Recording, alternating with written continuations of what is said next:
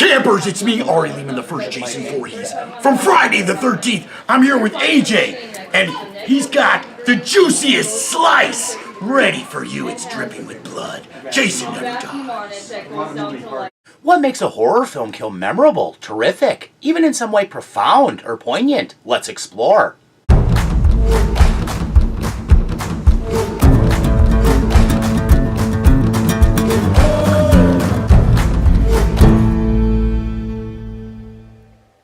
Thanks for checking this out. If anything about it trips your fancy, please like, subscribe, and share. Yes. Without further ado...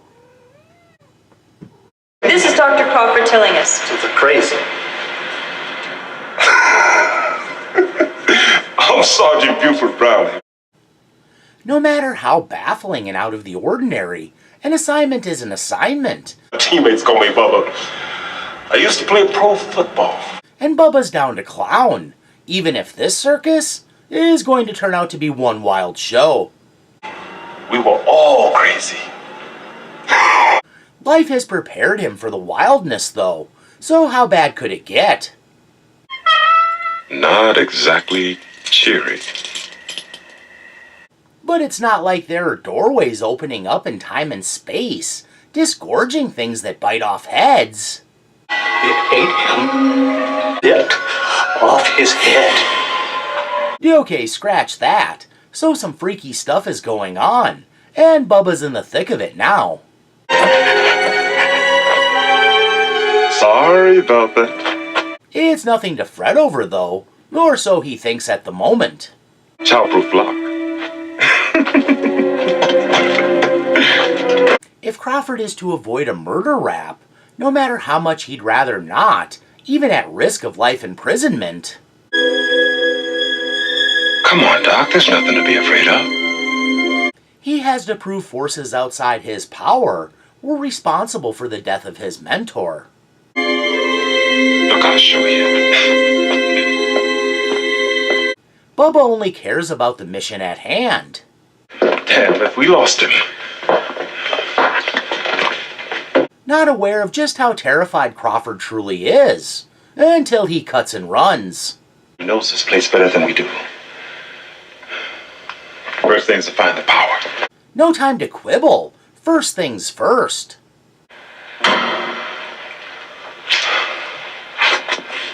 With the power restored, they can explore and pursue Crawford.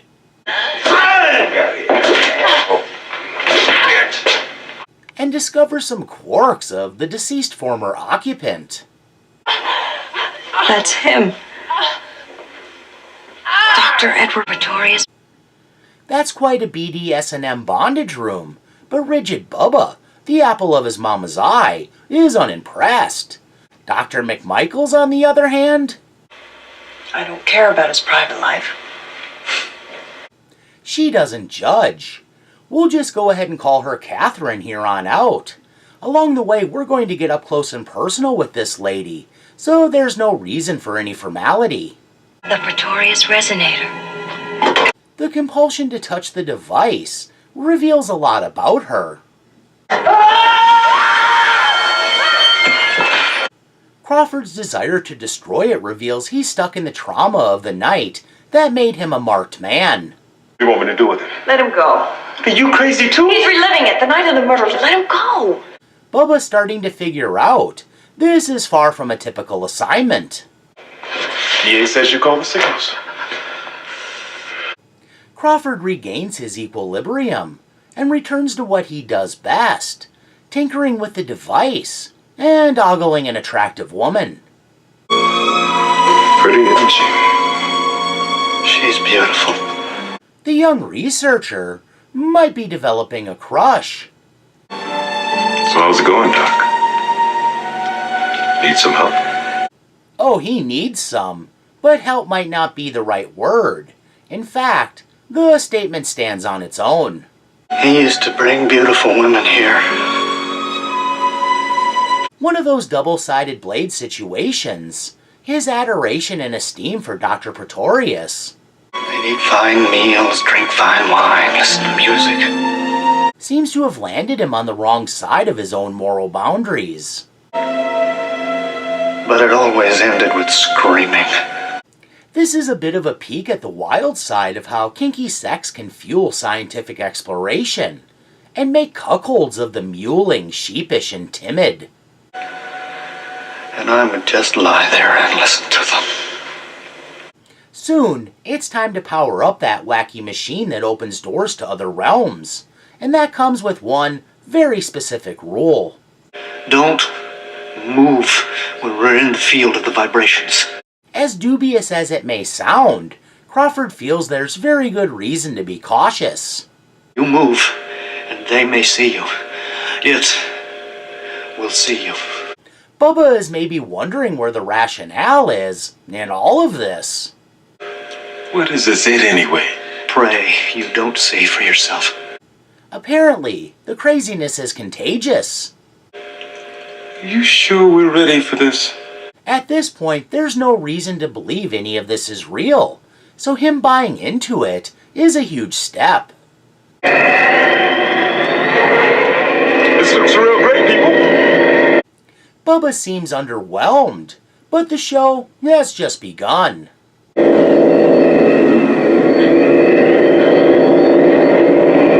Then they're all feeling it, the pineal gland stimulation produced by the resonator.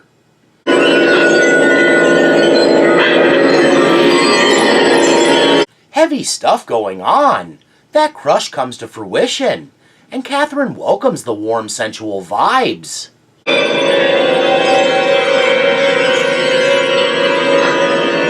Bubba is really starting to feel the prodigious, almost euphoric high of mind expansion. Oh, man.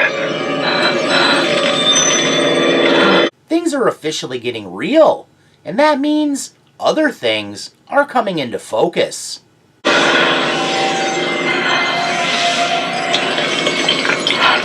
Dimensional travelers, beings out of time and space.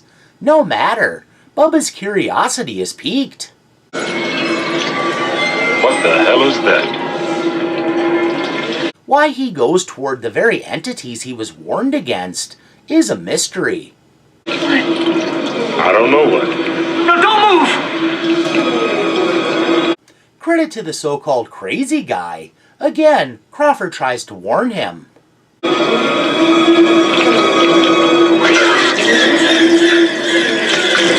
Well, that's a wrinkle. How do you react when you don't even know what the something is that's attacking you? Holy shit! Bubba decides to treat it like a particularly fat leech and tears it off without a second thought. Is this what you saw? Yes, these things are around us all the time. The resonator is exposing them to a dimension that sits on top of ours, like an animation cell.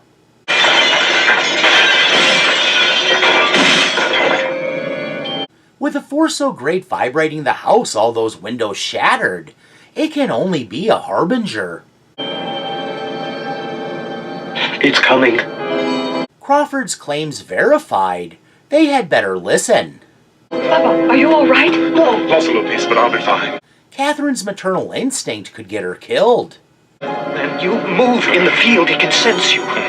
Surrounded by dangerous entities, any action or lack thereof that offers camouflage needs to be observed. How far does the field extend? I'm turning it off. But as it turns out, worse danger lurks.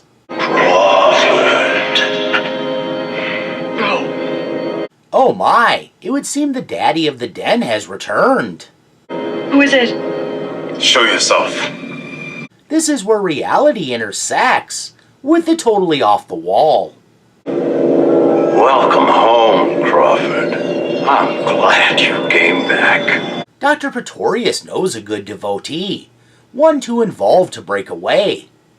Who's the lovely woman? Sort of like the buddy who will scam on a girl his friend is dating. It's better not to bring alluring women around the disembodied doc. I saw you die. No, not die. It would seem at certain levels, life or death means little. Just pass beyond. Crawford, a shell of himself after witnessing the transition, has only one thing to say. It was horrible. A necessary rite of passage. Quite wonderful. Standing idly by while nursing a wound, Bubba decides to reinsert himself. Where have you been hiding? Move toward me, my dear. Pretorius pays the lawman no mind, his focus on the lovely woman. I want to see you.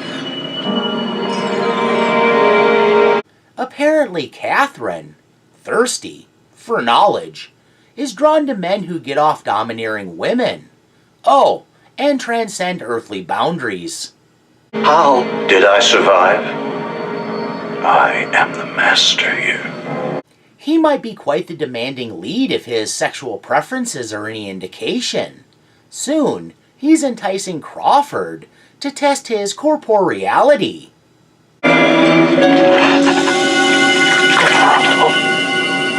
But it turns out to be one of those convince you to touch something gross tricks.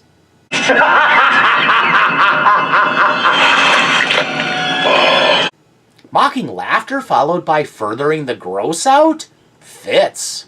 It's just the body, but my mind is indivisible. Perverting everything we understand about the flesh, the disembodied Doc demonstrates the dichotomy in which he exists.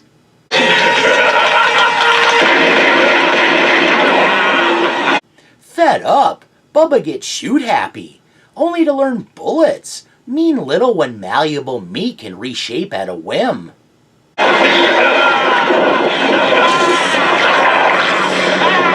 Crawford does the only logical thing and shuts down the resonator. That will be quite enough of that. So, having experienced all that, it's probably time to back off. You faced your fear and you overcame it. You saved our lives. That's good, sure, and it proved his innocence, but they should certainly be dismantling the device. Yeah. I owe you. Yes, gratitude all around, but aren't there more important matters at hand? How can you eat after that? Can't work without eating. Oh, it would seem Catherine wants to trudge ahead, but Bubba, he wants some answers. Well, how about the hard-on I got? Is there a statistical correlation for that too? Pineal gland growth leading to sexual stimulation aside, he's disturbed by their wonky experience. Were we in the same nightmare? I mean, didn't we just almost all get eaten by an it? That might come down to the difference between laymen and academics. I got a better idea. How about if we disappear out the door?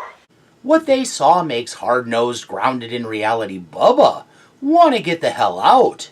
Don't you understand? This is the greatest discovery since Van Leeuwenhoek first looked through a microscope and saw an amoeba. While credibility and favorably peer-reviewed papers dance through Catherine's mind.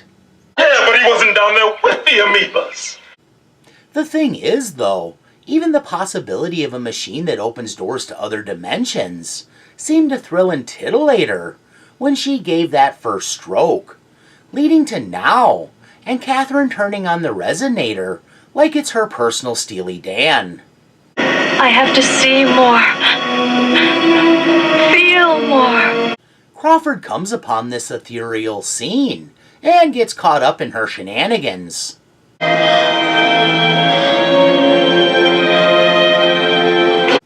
Something goes bump in the night. Hell yeah.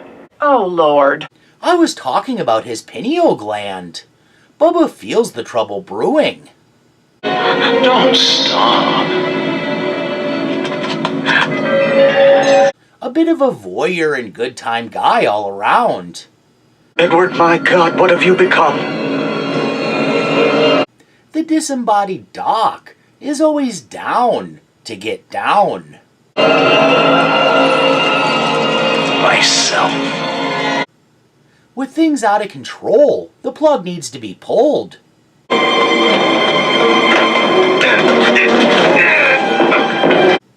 But Bubba doesn't know that.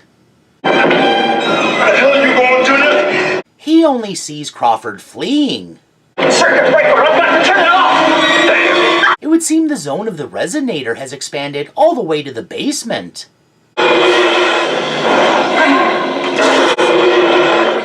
There's only one applicable inquiry here. What's that? Any pretext to leave. Be right back. What does he do? Acquire a surefire tool to get out of this metaphysical crisis. Nor not.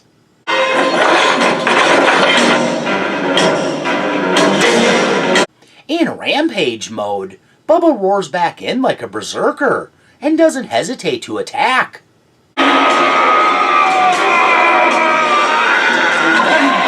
Only to learn why you can't physically take on interdimensional beings of undefined composition, because it's a bit like trying to nail Jello to the wall.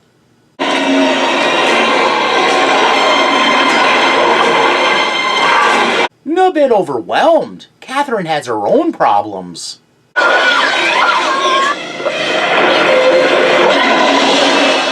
The next thing you know, Crawford is in a situation mirroring Catherine's upstairs.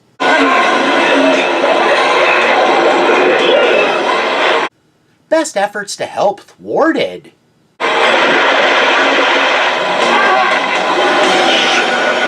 Bubba sees the sort of thing that makes a man reassess his life choices.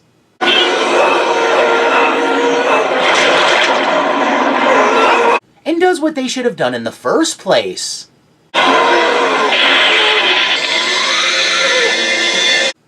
Everyone freed in an instant. The toll of this brush with the cosmic is steep.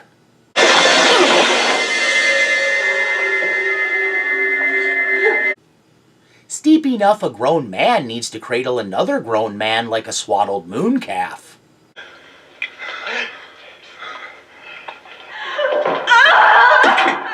Catherine knows she danced through the flames and was lucky to only get singed. But can she stop now? It's changing us, Doc. All of us. The rational one, Bubba tries to convince her the flames have licked all of them. More than enough. And not for the better. I was wrong. But the lady is lost in her desire to explore.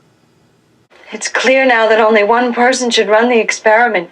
Egad, she's lost all objectivity. This ain't an experiment! Bubba, a man of strong internal fortitude, he's not afraid to call her out. I know this behavior. I've seen it in the streets. By the by, directly telling a woman she might be for the streets never ends well. You may be a scientist, lady, but right now you're acting like a junkie. Just take him and leave. Anger in this context often arises because the truth hurts.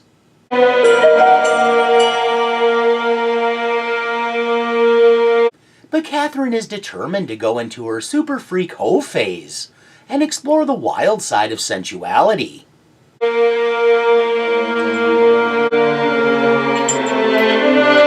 Clinging to a big cylindrical bar? That isn't evocative at all.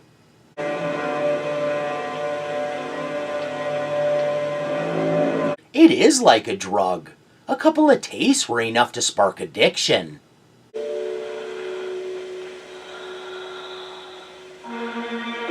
Luxuriating in her growing ardor, it's like sensation is new to her again.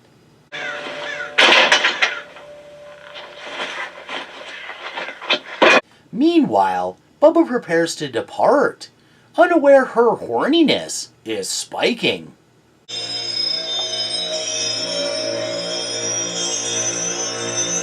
Is it any wonder with Crawford looking like a dildo, she would treat him like one?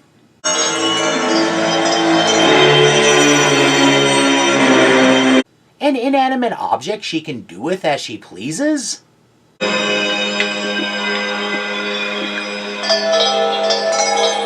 Bubba returns just in the nick of time to prevent Catherine from committing a felony.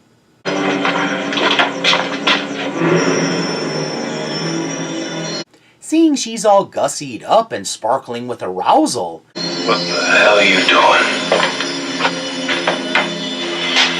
he's not amused. but she sees only another conquest.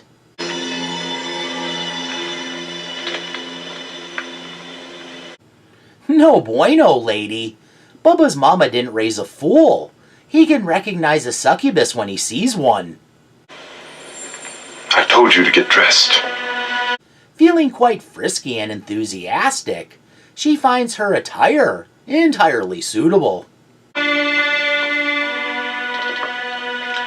I did. Bubba has that look like he wants to wash his hands of this whole despoiling situation. The van's ready. You going like that? Catherine's loins all aflutter. She sees a potential means of satisfaction standing before her. I just love what you've done with this room. Translation: pull it out and let me see what you bring to the party.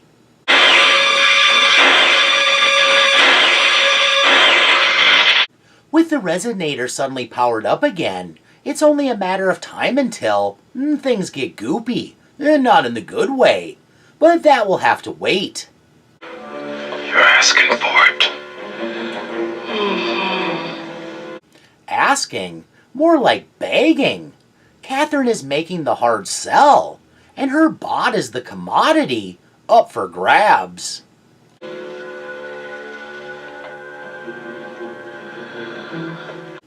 And she's willing to take a rate cut to make this deal happen.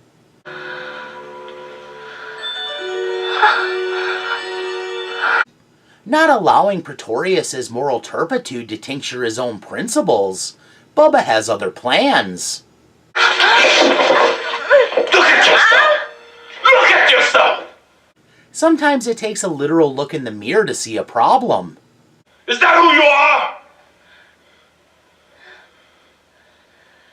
Here, Catherine has lost hold of herself. I don't know. The pull to know, the desire for sex, all of it has mixed into an intoxicating brew that leaves her drunk on wanting and yearning. I don't know who I am. Yep, rampant pineal gland growth is a hell of a drug.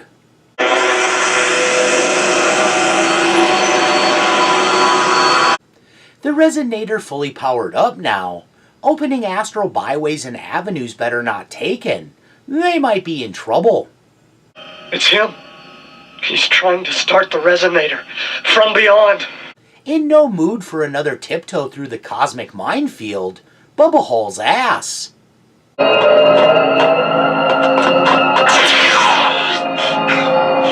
And proving what a lightning rod Pretorius really is, runs into quite the electrifying situation.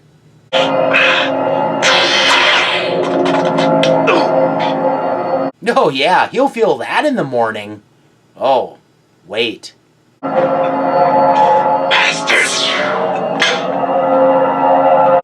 When his cohorts arrive to help, it's as if they sprint smack dab into a hornet's nest.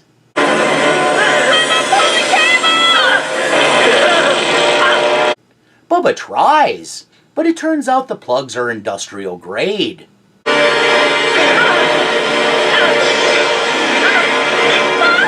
It will take an even more proactive approach.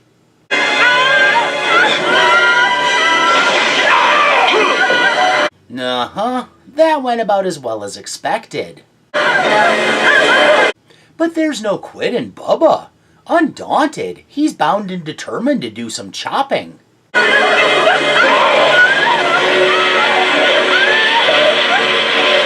Not all solutions work as well as we'd like.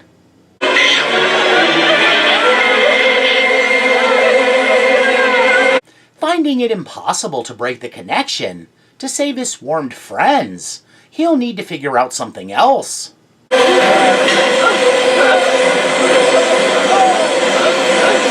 Illumination draws the otherworldly infestation away, and the overwhelming force relents in the attack.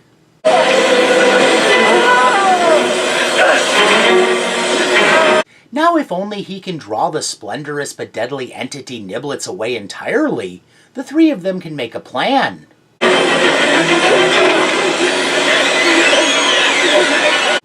One of those spontaneous and instantly bad decisions. So they can all escape the immediate danger, Bubba attempts to ditch the flashlight to keep the horde away. But that plan quickly goes awry. Oh no, God! Talk about being in the spotlight. Blinded by the light much? With all the light on him, Bubba unexpectedly becomes the focus of the assault.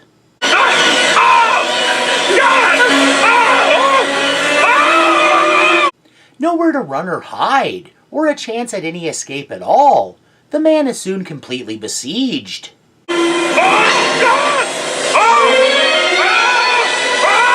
And right away, there's a sense like it's already too late.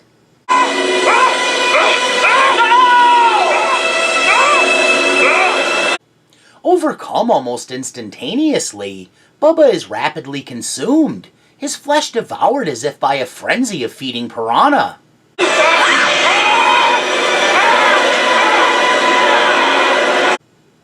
Of course, the others are prevented from shutting off the threat, leaving the poor man at the mercy of merciless forces.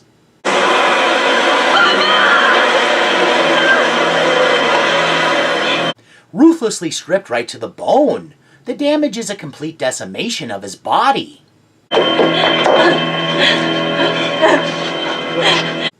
The ordeal over for him. Desiccated Bubba is left looking quite reminiscent of a blown-out match head, mixed with an airplane crash victim.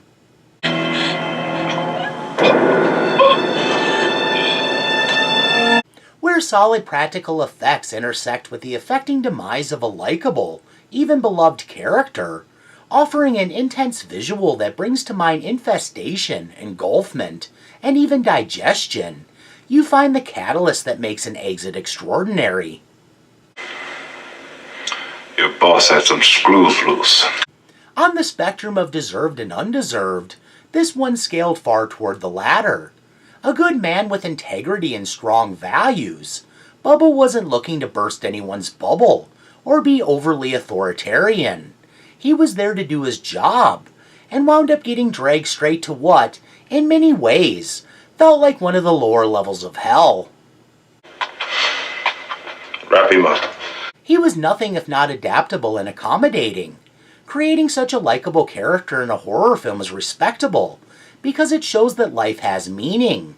When a flick only kills off assholes, annoyances, or otherwise compromised characters, the audience can be disconnected, since there's a wish fulfillment aspect, a sense like they courted what they got.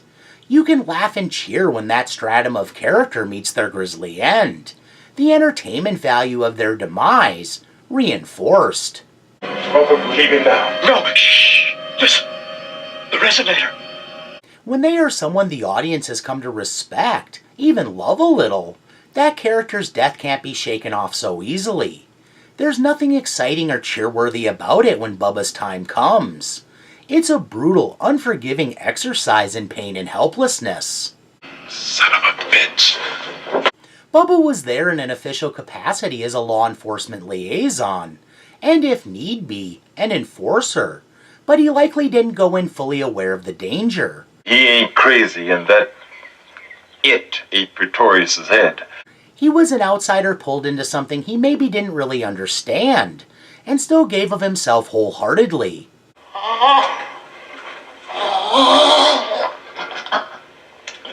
Quick to offer friendship, he was all about prospering good terms, was even fast to break bread.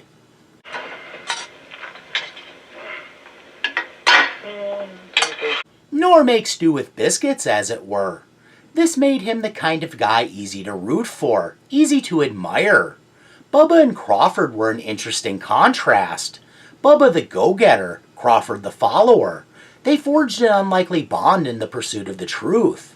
And though not in lockstep, they shared a far greater sense of caution than Catherine exhibited. We just have to try the experiment again. Did you say we? To fulfill desire, to quench a thirst rapidly growing voracious. All it takes is a hand on the switch. If it appears, you make it disappear. She would have been happy for them to join her in the plummet into the wet depths. Her wanting, her weakness, at the forefront of her mind and obscuring her good sense.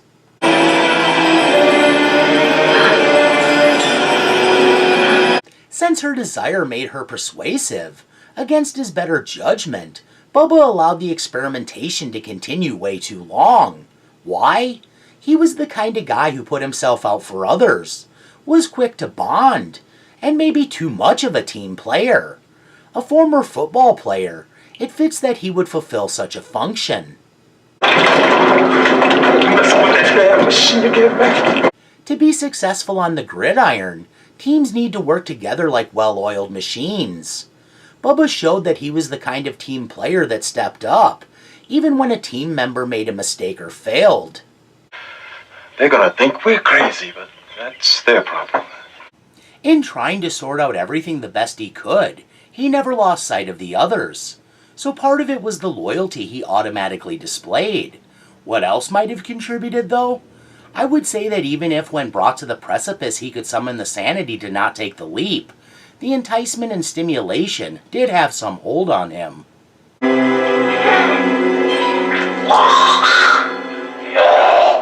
Even if to a lesser extent than the others, the physical side of it caused him to flirt with danger, even beyond the threat becoming real. Is it any wonder there would be a curiosity, a desire to know, to feel more? Their pineal glands were growing exponentially, and with that came the capacity for far greater understanding and tactile sensation. It's suicide! The presence of other subjects causes dangerous distractions. Clearly, it made Catherine like a cat in heat. In some capacity, that had to extend to Bubba, the tickly heat from within that had a ravenous appetite for pleasure. Yet when it came down to it, when advancing required him to cross boundaries his humanity wouldn't allow him to go over, he was able to remain true to himself, displaying the kind of sturdy and steely core that ultimately defined him. I'll get the van ready. Bubba proved an overall resoundingly strong man, not given to enticement, not able to be lured into temptation. Could he have been blamed had he submitted?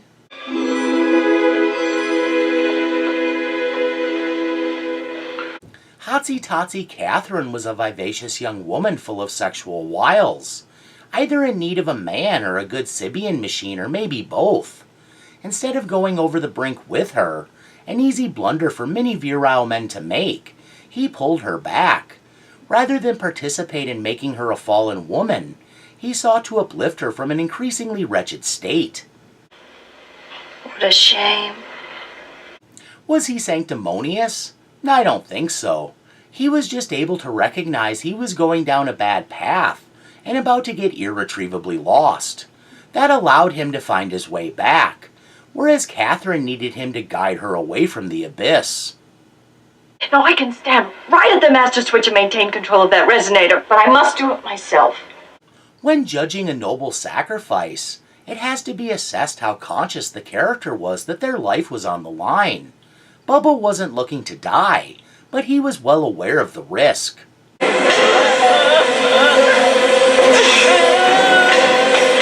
He knew that there was only so much time that could be spent in the furnace before he was cooked alive.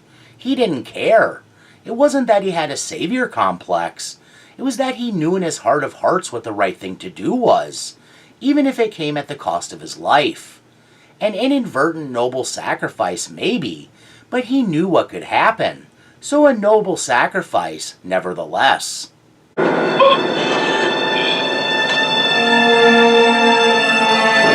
There's a time and a place to fool around. Knowing the distinction didn't save Bubba.